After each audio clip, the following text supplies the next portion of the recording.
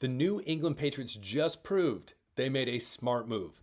What the heck? Let's talk about it. My name is Aaron on the daily Patriots content. Don't miss out. All you got to do, hit the subscribe button, notification bell, and hit the like button. Yes, my light broke. I'm getting a new one. Don't worry about it. Buckle up because it's going to be better than ever once I get it all figured out. Listen, if you were here from the beginning of this show, things were rough. I was in my weight room, off my phone, all these different things. Things are getting better. Production's going to be better. So subscribe, don't miss out. Appreciate you guys. So today what we're going to be jumping into, specifically talking about a depth piece we have not talked about a lot on this episode, on this show. As well, at the end of the episode, we're going to jump into some players that we didn't talk about their play when it came to the game against the Vikings just yesterday. So we're going to go jump into the good, the bad, the ugly that we did not talk about yesterday. But specifically today, the guy that I want to talk about is Kavon Chason. Now, our boy Chason, if you don't know much about him, I'm going to give you just a brief summary of his time in the pros, all that fun stuff. So long story short, edge rusher, 2020 draft, first round pick. I believe he was in the 20s. From LSU, went to the Jags, spent a good amount of time there. Up and down, he had an injury, a meniscus injury. He was able to come back that year, but he also had a knee injury in his college career, same knee. When it came to the end of his rookie contract, the Jacksonville Jaguars did not extend that. He ended up jumping on the practice squad of the Panthers, then being released. Raiders picked him up, practice squad, and then he was elevated to the active roster. And if you look specifically at his stats from last year, this was his best professional season of his career. And so, again, he ended up jumping from the Raiders, becoming an undrafted free agent, and then signing a 1-year, $5 million deal with the New England Patriots. A typical contract us simpletons sign all the time. But the reason I want to talk about Chason is last year, one of our biggest issues, both on defense and offense, was depth pieces. And it was a smart move by the Patriots to see, hey, we need to add depth not only on the offense and the offensive line, but on the defense as well. There was issues on the defense where, we were throwing in some depth pieces that were not ideal. And Chason, he still, in my opinion, has a lot of potential in the National Football League, though he might not live up to his first round billing when he was drafted back in 2020. But still, coming off his best season, then getting picked up by the Patriots to be a nice rotational piece is huge. Because, again, I'm not saying that Keion White or Harold Landry are going to get hurt, but it's nice to know that you have solid experience coming in to rotate when those guys need a rest or they change it up on that defensive line. So I think Chason has the potential to have a solid season as a rotational piece for the Patriots, especially with that interior defensive line of Milton Williams, Christian Barmore, as well as other guys like Farmer, Tonga, Pecco, these other guys that I think are really going to help bolster this defensive line and make the edge rushers look better. So Chason, again, let's not sleep on him. Let's not sleep on him. Yesterday specifically, and this is the reason I was thinking about him, I wrote this down during the game, but he had that quarterback pressure against, I believe it was Sam Howell. Sam Howell ends up being pressured. He should have just taken the sack from Chason. He ends up throwing it away. Alex Austin picks it off. Beautiful. And the thing is, you don't see that in the stat book. It was not if you go look at the box score, he's not in the box score. But again, he was able to get pressure. And people might say, listen, it's a preseason game, but that's beside the point. The guy can play.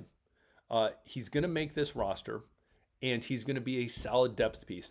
Just to show, this past March when they picked him up and signed him to this 1-year deal, it was a smart move. And you will continue to see through the 2025 season that it was a smart move. Am I saying that this man's going to be all pro, pro bowler, all these different things? No, I'm not saying that. What I am saying is the importance of having solid depth pieces. We saw that last year with the offensive line. We saw that last year in the Detroit Lions on their defense. If that team had capable depth pieces on defense, I think that team makes it to the NFC Championship at minimum. I don't know if they're beating the Eagles, but again, I don't think they're losing to the Commanders. They were starting people on that defense in that divisional round game that were practice squad players. that were not great players, that are no longer on the team. And so when we look at it, it is important that we have solid depth pieces in place. Once again, showing the Patriots, this front office are making smart moves, obviously financial moves too, with this 1 year, $5 million deal. But Chason, expect him to do big things for this Patriots defense. I am not sleeping on him. You shouldn't either. So comment below. Tell me what you think. Do you think he has solid potential this year? As I'm looking at myself, sorry, again, the light's not working. I'm getting a new one. We'll get that all figured out. But tell me what you think about Chason. You high on him? Not necessarily. Tell me your thoughts. And maybe other players that you think people, and I know I asked this the other day, but I just love this question. But other players that you think people are sleeping on, comment below. Now, as well, here's some players we did not talk about much yesterday. I want to start with Andy Borregales. And the reason I want to start with Borregales is there's been a lot of people who have put out 53-man rosters that have Romo making the team and not Borregales.